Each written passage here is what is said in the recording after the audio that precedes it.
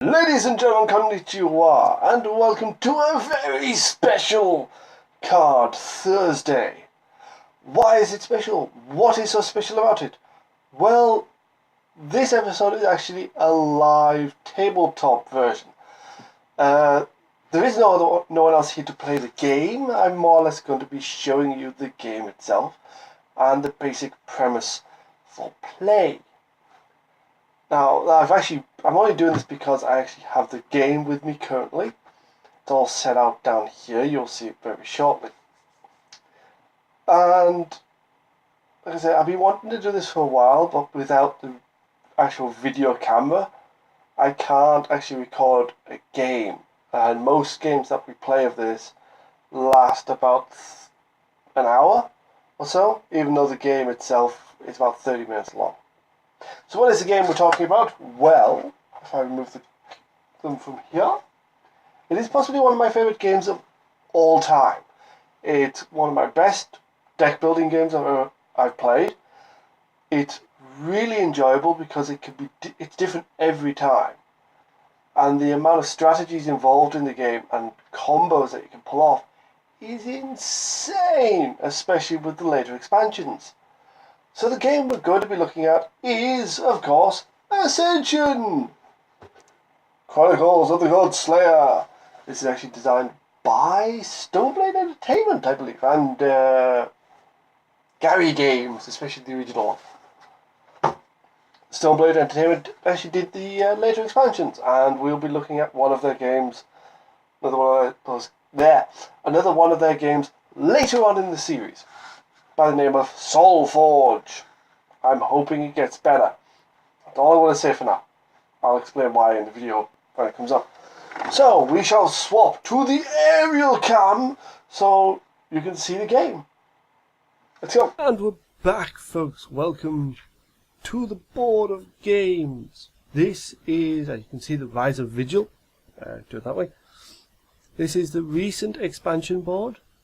It actually came out with the Rise of Vigil expansion, which the reason why I'm using this is it looks a lot nicer. It's a lot crisper. You've got finite details. There's a guy here looking like Tyrael from Diablo wielding a sword. You have a guy over here, which I don't know why this won't actually show, but you know, you've got designs over here of a man holding his arms up in the air going, "Oh, it's so lovely." Up here you have nice things to look at the board, and that's before we get the cards. So how do you play Ascension? How do you set it up? Well, in order to set it up, you take a deck of mystics. I'm actually using the Vigil expansion for these because these ones look nicer. I'll scan these in so you can have a better look. You take all of the mystics and place them here. Here. Alright, so I'm going to place it down here for now just so you can see that they're there, because my camera keeps changing how much it wants to show. Then you take heavy infantry. Normally you place it here on the side, but again it's cut off from the screen. And then you take, they have specific decks. You've got apprentices and militia. These are your base cards. You want 2 militia and 8 apprentices. You take them, you shuffle them together, that's your deck. So that's all that matters right now for that. Then the rest of the cards are the monsters, heroes, and constructs. Now, all these need to be shuffled together, and these are the play cards. These are the cards that go out on the board. So I'll do a very bad job of shuffling, but okay. And these here, these are your victory points. These are representative of your victory points. For 2 players, you want 60. The red ones, which you can see here, worth 5 victory points. The white, 1 victory point. So you get 60 of them. You get 60 points worth of tokens here. If you're playing 3 players, it's 75. 4 players, it's 90. So you have it all here in your honor pool, which is and then once everyone's got their cards, this is a 4-player game. Though with the expansions, it is technically possible to go higher. Though it's a bit silly if you do. So once you got the card, your starting hand sorted, you have the Mystics and the Heavy Infantry sorted, and the Monster and Hero deck sorted, you can begin. So you start the game by flipping in the cards from the Deck of Doom, as I like to call it.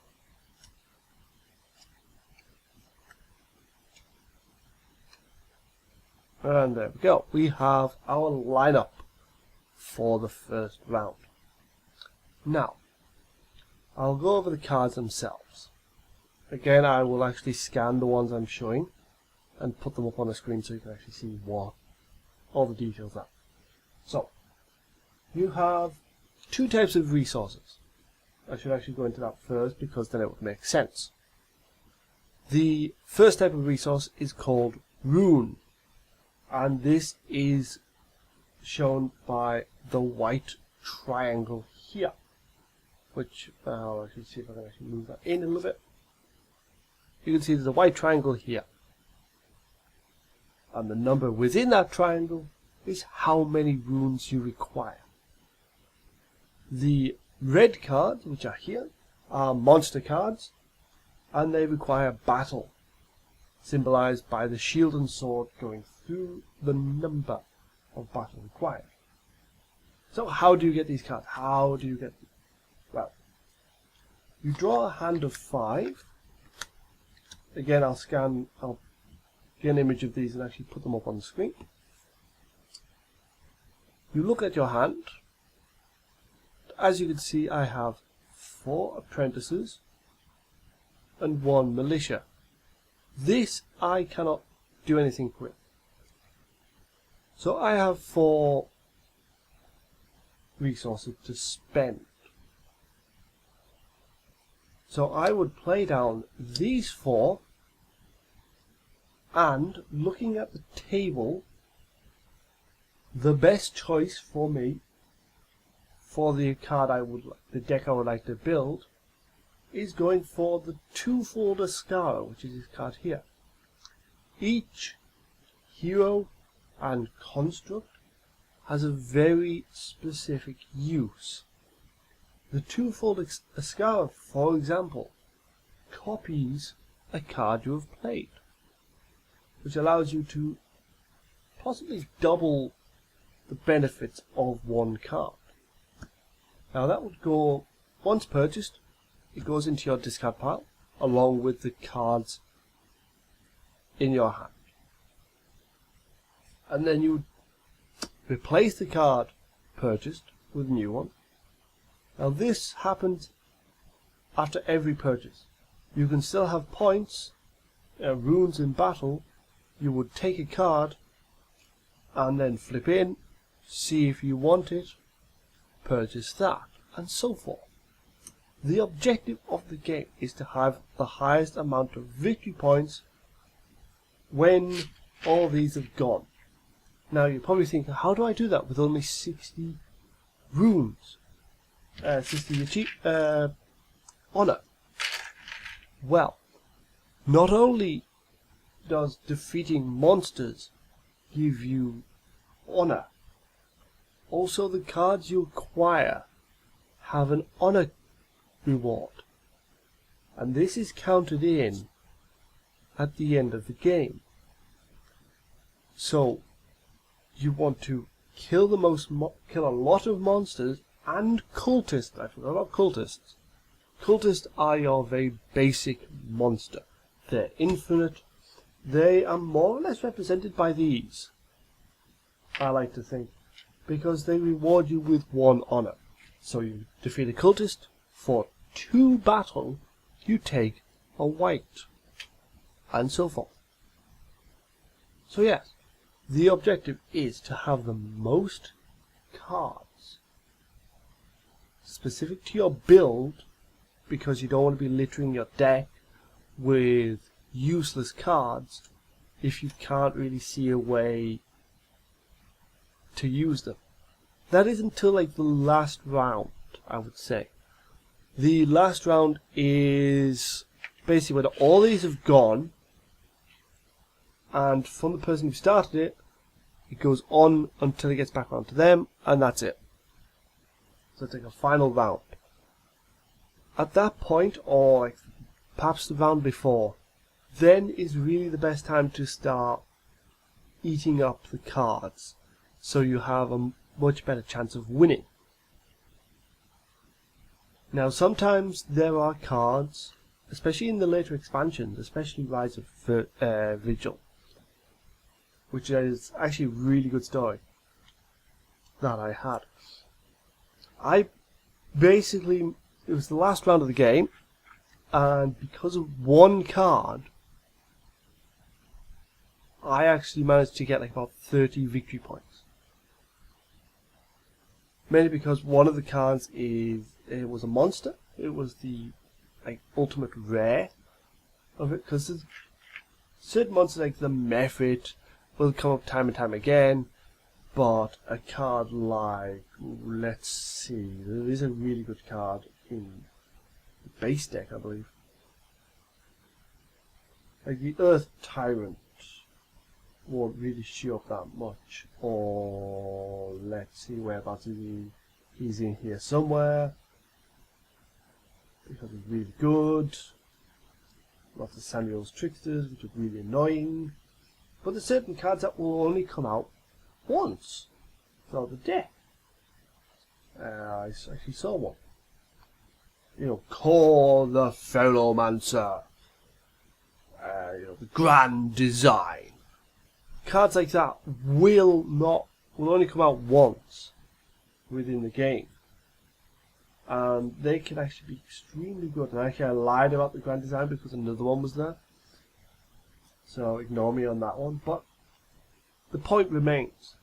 Hedron Link Device. Really good construct card. Really devastating if played correctly. Should really describe construct cards.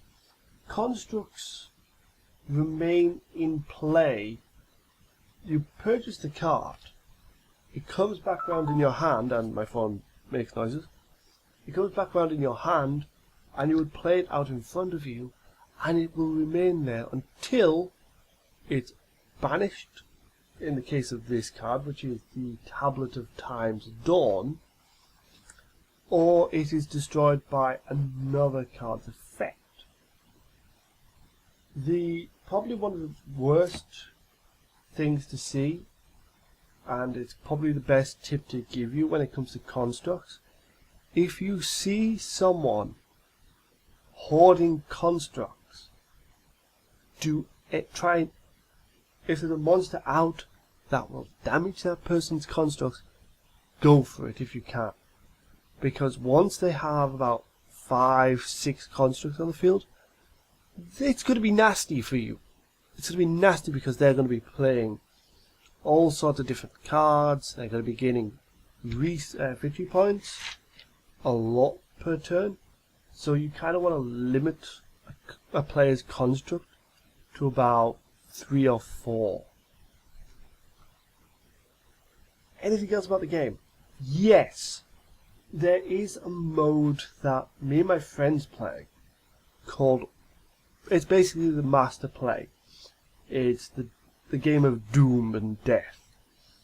And this is where we throw in every card from every expansion. So it's like practically about that big. Probably a bit bigger. We have all the rubies and diamonds here. It's basically I think we said about 300 victory points in this alone. It's probably one of the longest games that we play. It's about 2.5 to 3 hours in terms of length. I suggest not playing that unless you are familiar with the game enough and have all the expansions.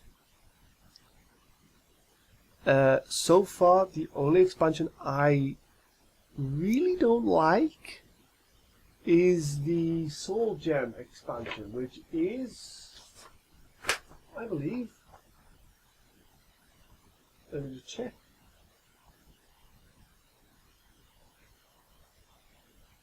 I thought it's not Song of Souls.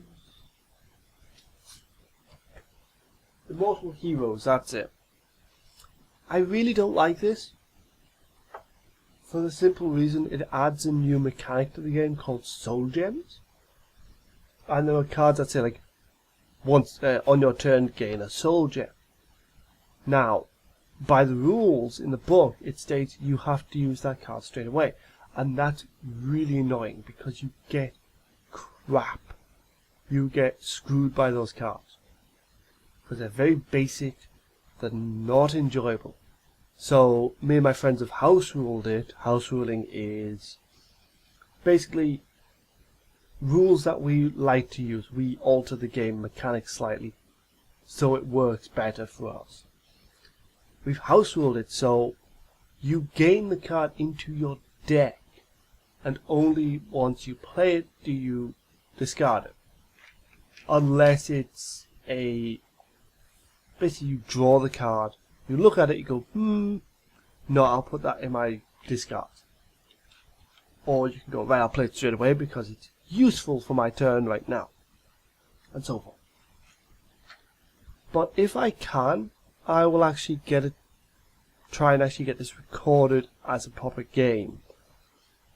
Obviously, that's the way to try and get a video camera, but I will come back to this and we will do a live gaming session of Ascension. So that's Ascension, folks. It's a very good game. If you can, go pick it up. If you've got a bunch of friends who like card games and deck building, go purchase it. Get the expansions, because the expansions are really good. Even Immortal Heroes, apart from the Soul Gems. Because some of the cards are really nice to look at. They've got really good abilities. And that's one of the things that really makes me enjoy this game. It's nice to look at. The cards are beautiful in their design. There's such, really good imagination to them. Nice detailing. You go, ooh, that's a method. I think of a method as something like from Neverwinter Nights. But no, it's like really hideously looking here, and it's really nice. That's definitely one of the things I look forward to every expansion. Looking forward to how they design it and how well it actually comes out. But my name has been Shadowbane. This has been Card Thursday, a very special Card Thursday. So until next time, I will see you guys later. Ta-ta for now.